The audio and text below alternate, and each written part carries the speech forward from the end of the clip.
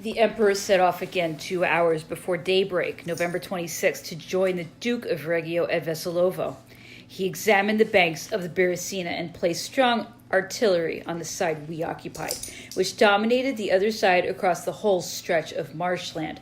This marshland bordered the river and was a good 500 yards wide. He had soundings taken in the ford. The river had subsided through freezing, and so there was no great depth except for a stretch of 20 or 30 feet across which the horses had to swim to gain the other bank, which was rather steep. On our side, the water only came up to the horses' bellies. A number of light cavalrymen, our fearless Poles, crossed and recrossed without difficulty and drove away some Cossacks prowling on the other bank, who never fired a shot until they had been driven beyond the marshland.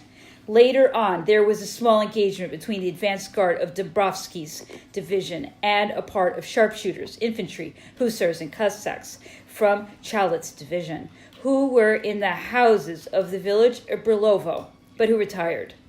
Meanwhile, active work was being carried on to complete the trestles begun by General Corbineau, and material was collected to make 2 bridges, one for artillery and one for infantry. Threats of crossing were kept up along the line. The army mustered its strength at Borisov and then made in succession for Veselovo. The Duke of Reggio's corps crossed the bridges before nightfall. General Dombrovsky was wounded in a trifling engagement between his division and Chalit's, which had been attacked in the rear and driven out of Brilovo. The 3rd, Ney, and 5th, Poniatowski, Army Corps crossed during the night on their way to support the Duke of Reggio, who, it was then thought, was going to be vigorously attacked by the admiral.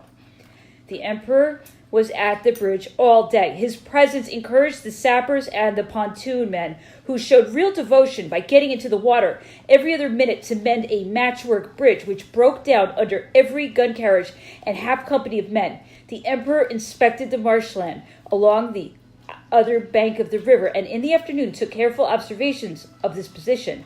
It was long past nightfall when he returned to Studianka, where he slept on the 26th. He was back at the bridge at daylight. The crossing proceeded slowly so as not to impede the troops, and artillery, stragglers, and camp followers were stopped from slipping over the bridge, as they would readily have done in the intervals. Veselovo was thronged with them. The guard and the transport wagons crossed on the 27th in the daytime and took up a position at Brilovo on the other bank. While all this was going on, the Duke of Belluno, who was covering our maneuver, was getting into position at midday in front of Veselovo with the Daendels and Girard divisions. Parteno's division, which he had left in front of Borisov, was to join him during the night.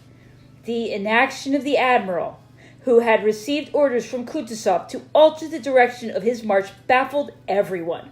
Nor was it any easier to understand the slow pace of Wittgenstein's pursuit. How had it come about that the admiral, who had been able to observe our tactics for 36 hours past, had not brunt or dismantled the Borisov bridge, and thus had that, at least off his mind?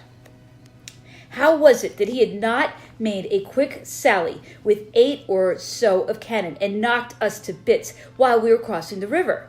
Was he waiting for Wittgenstein? Had Kutuzov joined forces with him? Was he maneuvering in our rear? We lost ourselves in conjecture, and it must be admitted there was ample ground for doing so. Before sending the transport wagons into the marshland, I had personally examined all the paths through it in the morning. If the cold, which had diminished during the 3 preceding days, had not become very much sharper again during the day before, we should not have saved a single gun carriage, as the soil was miry and trembled beneath one's feet, although the path along which they were taken constantly changed. The last ammunition wagons got bogged because they cut or broke through the crust of hard frozen grass, which served as a sort of bridge.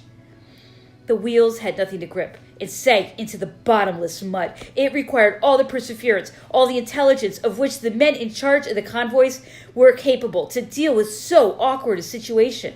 It can be said with truth that fortune was never kinder to the emperor than on these 2 days.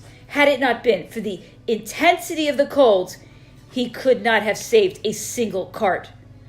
The emperor, who during the day had inspected Brulovo and the road leading thence to Borisov as well, returned to Veslovo to view the Duke of Belano's position. His Majesty had personally supervised the guards' crossing of the Beresina and did not return until a late hour to Brulovo, a miserable hamlet where headquarters had been established. It was ascertained from several marauders that Cossacks from whom they had escaped had appeared at Studianka in the afternoon and captured some stragglers.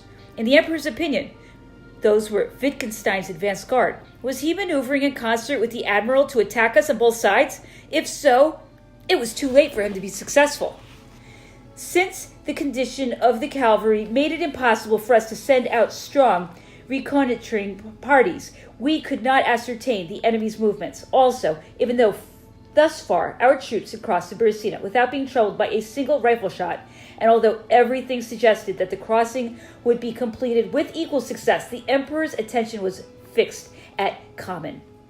It was along this road that the enemy could stop our march and bar our way with obstacles far more difficult to surmount than the Beresina. The emperor had just learned from a peasant, and the report was verified by some officers who had traveled along the common road, that it was constructed on a large number of bridges built over countless small streams which traversed it, that one of these bridges over an impassable swamp was more than a quarter of a league long. A light put to a bunch of straw would be sufficient to deprive us of this means of retreat. On the 28th, in the morning, the Duke of Regio's advance guard was attacked so rigorously by Admiral Chinichov that the 3rd and 5th Corps had to come to his support. Several hours passed with honors more or less even. The Duke of Regio was wounded. The emperor, who was present at the engagement, at once replaced him with Marshal Elchingon. A charge of cuirassiers carried out by Doumerc's division decided the affair in our favor. In a felled wood in the 7th Regiment, which had taken its place at the head of Berkheim's brigade, charged upon a column of infantry in close formation and dispersed it. The resulting disorder forced the Russians to retreat, leaving behind more than 1,500 prisoners whom I saw. These prisoners were all soldiers from the Moldavian army. This check to the admiral would have decided the hazardous operation of crossing the Beresina wholly in our favor, but for one of those events which no plans made by a human being can take into account, as they are outside all reasonable probabilities, there can be no doubt that the rest of the army would have crossed the river without difficulty, and so been saved if Partuno's division, which had remained at the Borisov and which was to join the Duke of Belano during the night, had not in the darkness mistaken the way where the roads from Studianka and Vesolovo diverge. General Partuno and a party of staff officers, thinking that they were on the right road and that the Duke of Belano was ahead of them, were marching confidently at the head of a division so as to be able to observe in advance the position it would take up when they found themselves in the midst of the Russians and were taken prisoner. The enemy, warned ahead of time of the mistake these officers were making, and the division after them had arranged matters in such a way that they would be allowed to advance. The general division was captured. The division itself surrendered, acting under orders of General Le Camus and Blandmont. These particulars were learned afterwards at the time. What was a consequence of disastrous imprudence was considered to be due to stupidity and cowardice. The arrival of this division's rearguard battalion, which had taken the right road, leaving Staroy Borisov last, and had caught up with the Duke of Belano during the night, increased the uneasiness to which the division's delay had already given rise. This battalion had seen and heard nothing, and had found the road free. Marshal Victor did not doubt but that the division had got lost during the night and would join him at daybreak. Everyone was constantly expecting to see it appear, and uncertainty ceased only about 9 o'clock, when Wittgenstein's force, which had been drawn up facing the Duke of Belano since the evening before, was seen to be preparing for an attack. Even then, the rearguard battalion had arrived without difficulty. No sound of fighting had been heard. The road, according to a reconnoitering party which had returned, was still free. Thus, no one imagined that a division commanded by experienced generals could conceivably have surrendered without putting up a fight.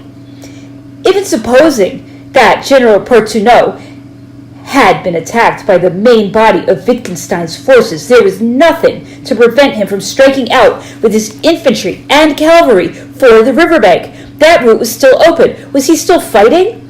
The battle that was about to begin would show him that they were waiting for him and would serve him as a useful diversion. It was on this supposition that, far from speeding up the passage of the troops already delayed to await the missing division, reinforcements, including even a detachment from the Guard, were sent back to support Marshal Belluno. He was vigorously attacked about 11 o'clock. While we were engaged in fighting, Chichikov